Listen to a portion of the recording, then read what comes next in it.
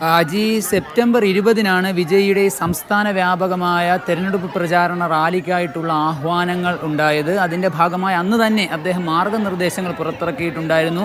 ഗർഭിണികളായ ആളുകൾ, വയോജനങ്ങളായ ആളുകൾ, വൃദ്ധരായവർ, അതോടൊപ്പം തന്നെ കുട്ടികളൊക്കെ ഈ റാലിയിൽ നിന്ന് വിട്ടുനിൽക്കുകയും അവർ ഓൺലൈനായി പങ്കെടുക്കുകയും ചെയ്താൽ മതി എന്നാണ് അദ്ദേഹം പറഞ്ഞിരുന്നത്.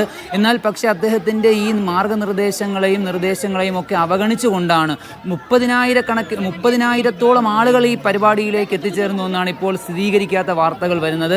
അത്തരത്തിൽ 30,000-ഓളം ആളുകൾ ഒരേ വേദിയിലേക്ക് ഒരുമിച്ച് കടന്നു വരിക, 6 മണിക്കൂറോളം വിജയിക്ക് വേണ്ടി അവർ കാത്തിരുന്നു എന്ന് പറയുന്നു. അത്തരത്തിൽ അക്ഷരാർത്ഥത്തിൽ ക്ഷമ തെറ്റിയ ജനങ്ങൾ വിജയെ കണ്ട ആവേശത്തിൽ 6 മണിക്കൂറിന് ശേഷം അദ്ദേഹത്തിൻ്റെ പ്രസംഗം ശ്രവിക്കാൻ നിന്ന മനുഷ്യരെല്ലാവരും ആ ആവേശത്തിലേക്ക് തള്ളിക്കയറുന്നതിനിടയിലാണ് ഈ അപകടം ഉണ്ടായത് എന്നാണ് പറയുന്നത്.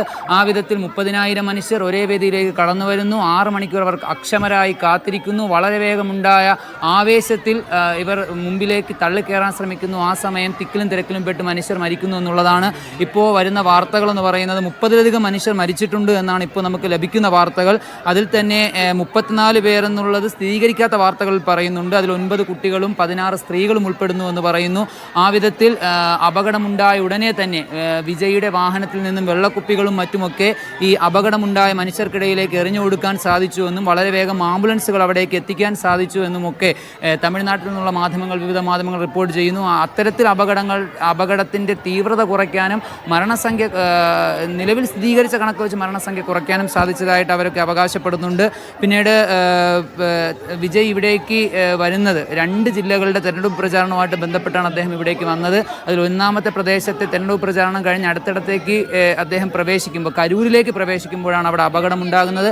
സംസ്ഥാനത്തിൻ്റെ ആരോഗ്യമന്ത്രി സുബ്രഹ്മണ്യൻ അദ്ദേഹം കരൂരിലേക്ക് തിരിച്ചിട്ടുണ്ട്. അതോടൊപ്പം തന്നെ സംസ്ഥാന പോലീസ് മേധാവിയും ക്രമസമാധാന ചുമതലയുള്ള മന്ത്രിയും അതോടൊപ്പം തന്നെ വിദ്യാഭ്യാസ മന്ത്രിയും മുൻ മന്ത്രിയായിട്ടുള്ള സെന്തിൽ ബാലാജി അടക്കം അപകട സ്ഥലത്തേക്ക് തിരിച്ചിട്ടുണ്ടെന്നാണ് ഇപ്പോൾ നമുക്ക് ലഭിക്കുന്ന വിവരം.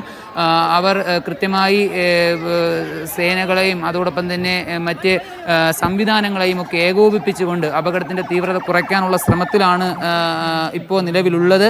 ഏതായാലും ഈ പറഞ്ഞതുപോലെ കുട്ടികൾ എന്ന് പറയുന്നത് സ്വാഭാവികമായും അവർ തിക്കിലും തിരക്കിലും പെട്ട് മരിച്ചു എന്നുള്ളത് വളരെ വേദനാജനകമായൊരു വാർത്ത തന്നെയാണ്. മറ്റുള്ള മനുഷ്യരുടെ മരണത്തെക്കാൾ കൂടുതൽ എല്ലാവരുടെയും ഹൃദയമലിയിപ്പിക്കുന്ന ഒരു വാർത്ത അത് തന്നെയാണ്. 9 കുട്ടികൾ മരിച്ചു എന്ന് പറയുന്നു, 16 സ്ത്രീകൾ മരിച്ചു എന്ന് പറയുന്നു. അങ്ങനെ ഇപ്പോഴും പറയുന്ന കണക്കുകൾ പ്രകാരം 34 എണ്ണത്തിലധികം മനുഷ്യർ മരിച്ചിട്ടുണ്ടെന്നാണ് ലഭിക്കുന്ന വിവരങ്ങൾ.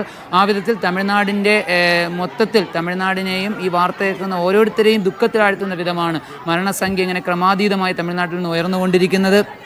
തമിഴ്നാടിനെ സംബന്ധിച്ചിടത്തോളം വിജയുടെ ഈ റാലികൾ സ്വാഭാവികമായും ആൾ കൂടുന്നത് ഒരു സ്വാഭാവിക കാര്യമാണെങ്കിൽ പോലും അത് ഇത്തവണ അത് ഒരുപാട് അതിരുകൾ ഭേദിച്ച് അതിൻ്റെ എല്ലാ സീമകളും ലംഘിച്ച് അതൊരു വലിയ മാനുഷിക ദുരന്തത്തിലേക്ക് പോയി എന്നുള്ള ദുഃഖകരമായ വാർത്തയാണ് പ്രേക്ഷകരോട് പറയാനുള്ളത്. അതിലിപ്പോൾ അപകടത്തെ തുടർന്ന് വിജയ് പരിപാടി നിർത്തിയിട്ടുണ്ട്. പിന്നെ ഈ പറയുന്ന പോലെ പരിപാടികളെയൊക്കെ നിയന്ത്രിക്കാനുള്ള സംവിധാനങ്ങളൊക്കെ കരൂരിൽ തുടരുക കൂടി ചെയ്യുക.